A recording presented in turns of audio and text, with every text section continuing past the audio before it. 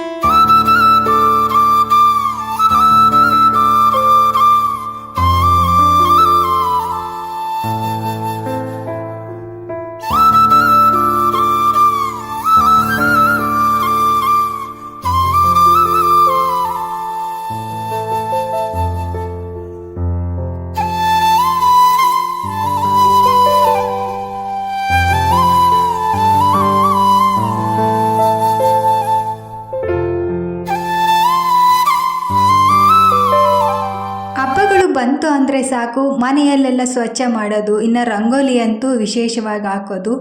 ಇನ್ನು ಯುಗಾದಿ ಹಬ್ಬದಲ್ಲಿ ವಿಶೇಷ ಅಂದರೆ ಮಾವಿನ ತೋರಣ ಕಟ್ಟೋದು. ಇದರ ಜೊತೆಗೆ ವಿಶೇಷವಾಗಿ ಅಂದರೆ ಬೇವು ಬೆಲ್ಲ. ಇದರ ಒಂದು ವ್ಲಾಗ್ನ ಸ್ಟಾರ್ಟ್ ಮಾಡ್ತಾ ಇದ್ದೀನಿ. ನಾನಿಲ್ಲಿ ಒಂದು ಮಿಕ್ಸಿ ಜಾರ್ಗೆ 1 ಲೋಟ ಕಡಲೆನ ಹಾಕ್ಕೊಂಡಿದ್ದೀನಿ. ಇದ್ರ ಜೊತೆಗೆ 2 ಏಲಕ್ಕಿ, ಅದೇ ಕಪ್ ಮೆಜರ್ಮೆಂಟಲ್ಲಿ ಬೆಲ್ಲವನ್ನು ಕೂಡ ತೊಗೋಬೇಕು. ಮೊದಲು ಕಡಲೆನ ಮಿಕ್ಸಿ ಮಾಡಿಕೊಂಡು ನಂತರ 1 ಕಪ್ ಬೆಲ್ಲವನ್ನು ಕೂಡ ಹಾಕ್ಕೊಂಡು ಅದನ್ನು ಕೂಡ ಮಿಕ್ಸಿ ಮಾಡ್ಕೋಬೇಕು.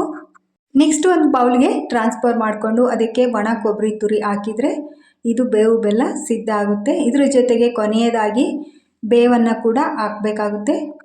ನಾವು ಈ ಬೇವನ್ನು ಬಡಿಸುವಾಗ ಅಂದರೆ ಊಟ ಮಾಡುವಾಗ ಹಾಕೋಬೇಕು. ಇದು ಬೇವು ಬೆಲ್ಲ ಕೂಡ ಸಿದ್ಧವಾಗಿದೆ. ಯುಗಾದಿ ಹಬ್ಬಕ್ಕೆ ಅಂತಲೇ ಸ್ಪೆಷಲ್ ಸ್ವೀಟ್ ಇದು.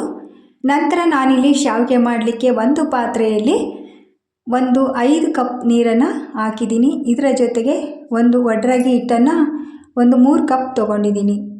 ಈ ನೀರು ಕುದಿಯುತ್ತಿರುವಾಗ 1 ಚಿಟಿಕೆಯಷ್ಟು ಉಪ್ಪನ್ನು ಹಾಕ್ಕೊಂಡು ಈ ಹಿಟ್ಟನ್ನು ಹಾಕೋಬೇಕು. ಇನ್ನು ಕೆಲವರು ಅಕ್ಕಿ ಹಿಟ್ಟಲ್ಲಿ ಕೂಡ ಮಾಡ್ತಾರೆ, ಅದು ನಾವು ಒಡ್ರಾಗಿ ಹಿಟ್ಟಲ್ಲೇ ಮಾಡೋದು.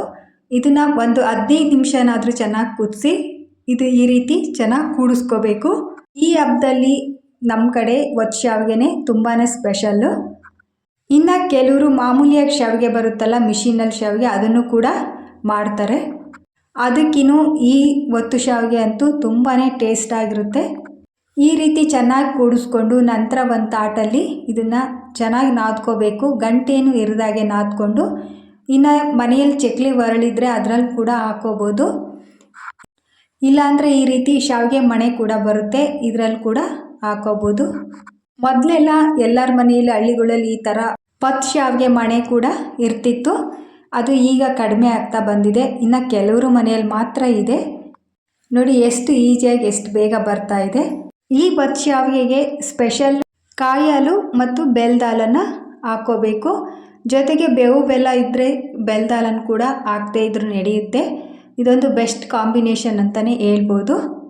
ಈ ಹಬ್ಬಗಳು ಬಂತ ಅಂದರೆ ಸಾಕು, ಮನೆಯಲ್ಲಿ ಅಡುಗೆ ಮಾಡೋದೇ ಒಂದು ದಿನ ಕಳೆದೋಗುತ್ತೆ. ಇದರ ಜೊತೆಗೆ ನುಗ್ಗೆಕಾಯಿ ಸಾಂಬಾರು ಕೂಡ ರೆಡಿ ಆಗ್ತಾ ಇದೆ. ಈ ಹಬ್ಬದಲ್ಲಿ ಇದು ಕೂಡ ಸ್ಪೆಷಲ್ಲೇ. ನುಗ್ಗೆಕಾಯಿಯಿಂದ ಸಾಂಬಾರು ಕೂಡ ಮಾಡೋದು ಒಂದು ಈ ಹಬ್ಬದಲ್ಲೇ ಸ್ಪೆಷಲ್ ಅಂತಲೇ ಹೇಳ್ಬೋದು. ಎಣ್ಣೆ ಸ್ನಾನ ಮಾಡಿ ವಿಶೇಷವಾಗಿ ಭೋಜನ ಮಾಡೋದೇ ಈ ಹಬ್ಬಗಳ ಒಂದು ಸ್ಪೆಷಲ್ ಅಂತಲೇ ಹೇಳ್ಬೋದು. ಈ ಹಬ್ಬಗಳಲ್ಲಿ ಕೆಲವೊಂದು ಪ್ರದೇಶಗಳಲ್ಲಿ ಆಹಾರ ಪದ್ಧತಿ ಕೂಡ ಚೇಂಜ್ ಆಗಿರುತ್ತೆ. ಅವರವರ ಮನೆತನದ ಪ್ರಕಾರ ಅವರ ಮನೆಯ ಸಂಪ್ರದಾಯದಂತೆ ಭೋಜನಗಳನ್ನು ಸಿದ್ಧತೆ ಕೂಡ ಮಾಡ್ತಾರೆ. ನಮ್ಮ ಕಡೆ ಶಾವಿಗೆ, ಕಾಯಾಲು, ಬೇವು ಬೆಲ್ಲ, ತುಪ್ಪ, ಕೋಸಂಬರಿ ಪಲ್ಯ, ಮಾಮೂಲಿಯಾಗಿ ಹಪ್ಳ ಸಂಡಿಗೆ, ಮಜ್ಜಿಗೆ ಮೆಣಸಿಕಾಯಿ ಅಂತೂ ಸ್ಪೆಷಲ್ ಅಂತಲೇ ಹೇಳ್ಬೋದು. ಇದಾಗಿತ್ತು ನಮ್ಮ ಮನೆಯ ಹಬ್ಬ. ಯಾರೆಲ್ಲ ನನ್ನ ಚಾನಲ್ನ ಫಸ್ಟ್ ಟೈಮ್ ನೋಡ್ತಾ ಇದ್ದರೆ ಸಬ್ಸ್ಕ್ರೈಬ್ ಮಾಡಿ, ವಿಡಿಯೋ ಇಷ್ಟ ಆದರೆ ಲೈಕ್ ಮಾಡಿ.